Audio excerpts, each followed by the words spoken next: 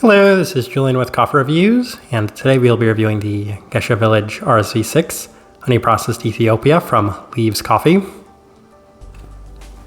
There's the bag right there. And Leaves, based out of Tokyo, Japan. And they're a coffee roaster that's appeared on this channel multiple times before, including most recently during our Japan review series, in which we reviewed their Acacia Hills Gesha, a wash-processed Tanzanian coffee, at their coffee shop. And it was during that review that we picked up this bag of coffee, as not only is it one of Leaves' higher-end offerings, but it's also a coffee that very much sounds like my profile sort of coffee. So that combination of factors definitely prompted me to purchase this one, and it'll be interesting to see how it turned out, as this right here is day 38.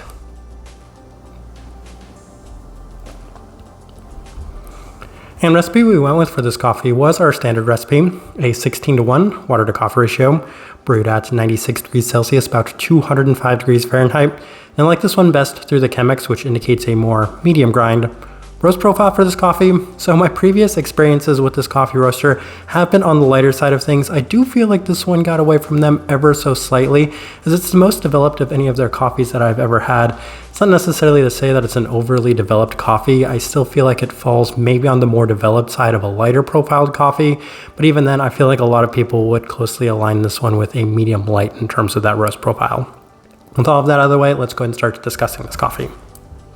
Day 14, first impression, and interestingly enough, this one was brewed with the Kalita, as I had a coffee shop owner split the first cup of this coffee with me, and it came out notably clean, as there was a bit of the listed apple brightness with a notably light body and a slight bit of stone fruit sweetness present within the cup.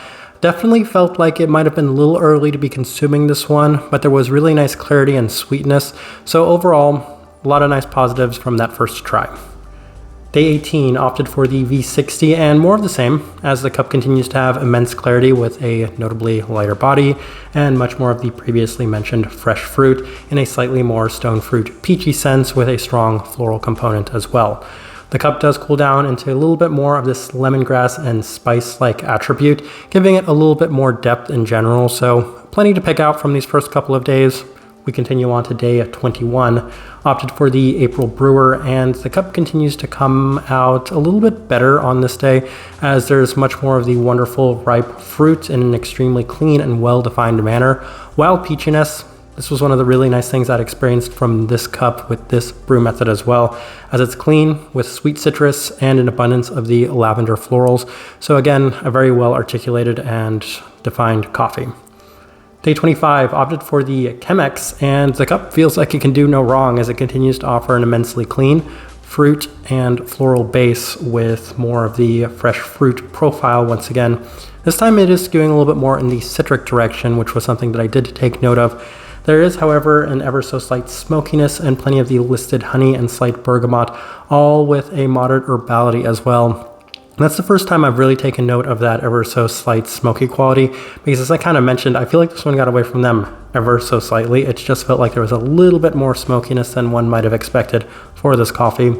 We continue on to day 28, back through the V60 with higher temperatures and a bit more fine of a grind, and it felt like on this day the cup did need an extended cool down before it really seems to open up, as it initially starts off with a focus on the citric components before cooling off into, once again, that more lively stone fruit aspect. A little bit more of the tart fruits are present yet again, with the ever so slight smokiness again persistent throughout. Day 31, same adjustments with the Chemex, and this is the most Gesha-like that the cup had felt up to this point, as it continues to offer immense clarity while skewing heavily in the lemon and bergamot-like directions. There is a little less of the fresh fruit aspects, but rather a continued focus on the lingering citric tone to the cup.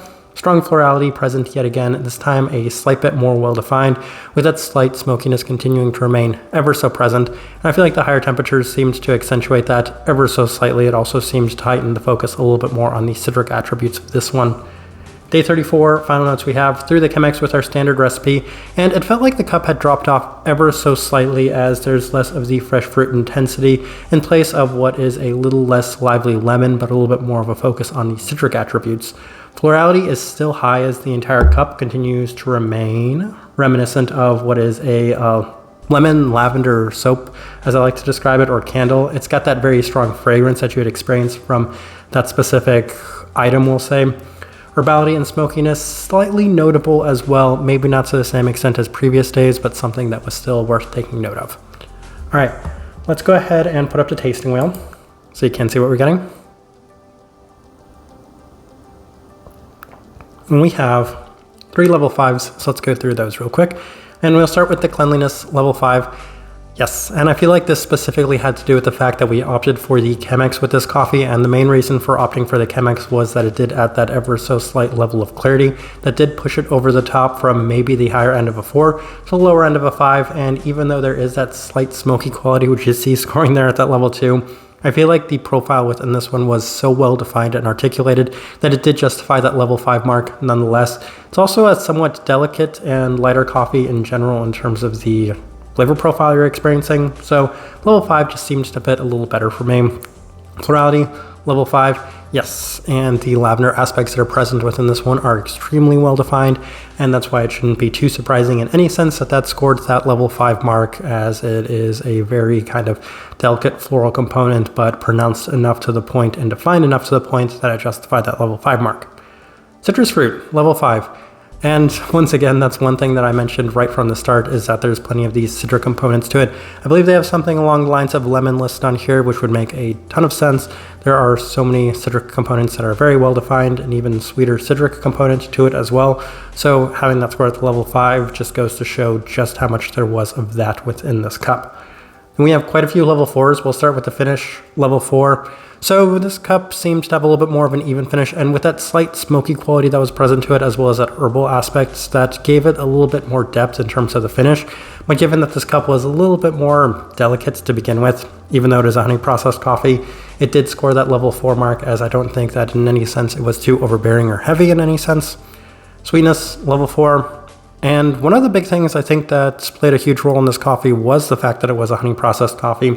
So rather than it just being straight clarity and not offering enough, we'll just say flavor, this one seemed to have plenty of sweetness to kind of balance everything out, as it offered enough clarity while still giving you tremendous sweetness, as the sweetness was ever present within this one, and at no point was it ever scoring lower than that level 4. Acidity, level 4. So as I kind of mentioned, there is a fruit brightness, both in terms of the citric direction as well as that kind of tart apple-like component within it. So in a couple of measures, it does score a fair bit higher on the brightness, as there was a fair bit of that throughout this coffee. Stone fruit, level 4. So I mentioned pretty early on that when I was able to get more of the peachy components to it, I enjoyed this cup a little bit more.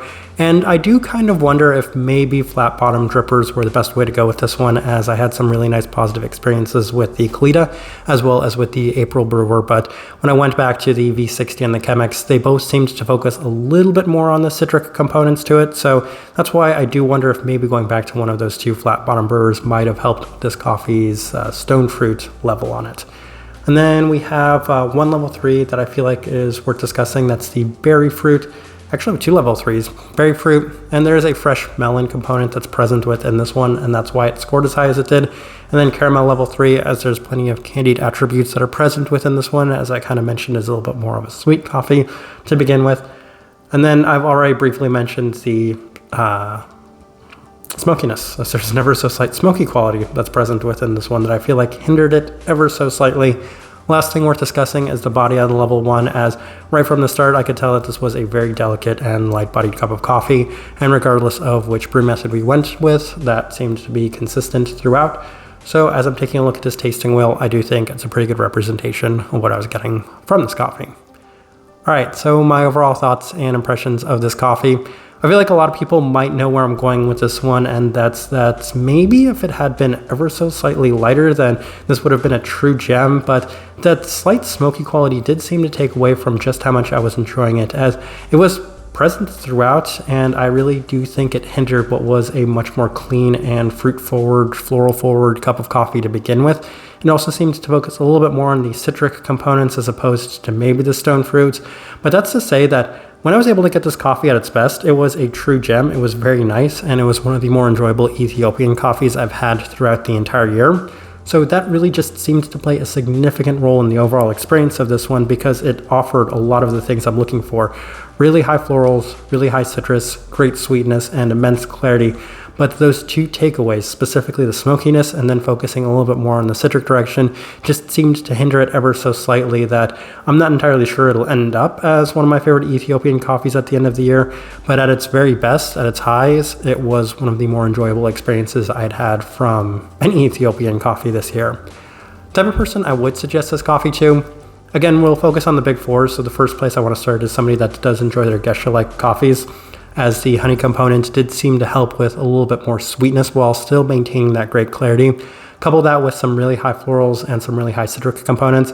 I mean, I'm basically just describing a Gesha-like coffee to begin with, as it had all of those things in notable abundance, but maybe prioritize and focus a little bit more on the citric aspects of it. This one's a little bit more interesting than maybe I'm even giving it credit for, because there's an interesting herbal component to it, there's an interesting spice component to it, there's plenty of depth. So if you're looking for one that isn't maybe as straightforward but offers you a fair bit of additional components, then this one's a really nice one to look towards, and the best way I can leave this review. If you by chance had an opportunity to try this coffee, I'd love to know your thoughts and impressions of it as well. If you're enjoying the content, give this video a like, subscribe if not already subscribed. This right here has been a review of the Gesha Village RSV 6 honey processed Ethiopia from Leaves Coffee. Thank you for watching.